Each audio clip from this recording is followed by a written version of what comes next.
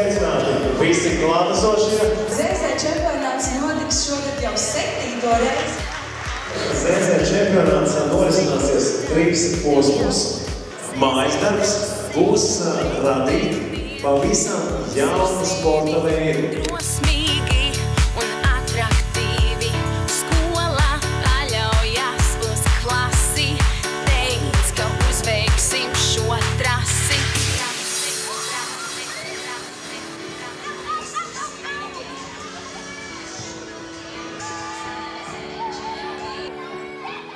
Ko jūs domājat par ZZ čempionātu?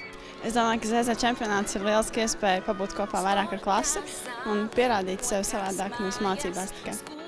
Kā tev liekas, vai tas ir tikai spēka vai izveicības čempionāts vai vēl kaut kas?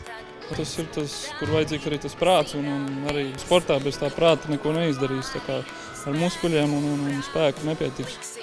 Ko mēs varētu novēlēt, teiksim, šī gada dalībniekiem kaut kā? Es novēlētu visiem baudīt maksimālo prieku procesā un vienkārši apzināties, ka tas ir kaut kas tāds, kas vieno mūs kā klasi un kas padara mūsu draudzīgākus, sirsnīgākus un izbaudīt tieši to. Un tas rezultāts, es domāju, nāks vissaliedētākajiem. Tēma šogad prāts un spēks, kā apvienot prātu un spēku. Un, lai pieteiktos ZZ čempionātā, jums ir jāiet zzčempionāts.lv, kur jūs varat atrast cīkāku informāciju par mājas darbu. Un mājas darbs jums ir jāizpilda līdz 10. aprīlim. Mājas darbs šogad ir arī interesants. Tas ir izdomāt klasē jaunu sporta veidu, kur būtu iesaistīts spēks un prāts.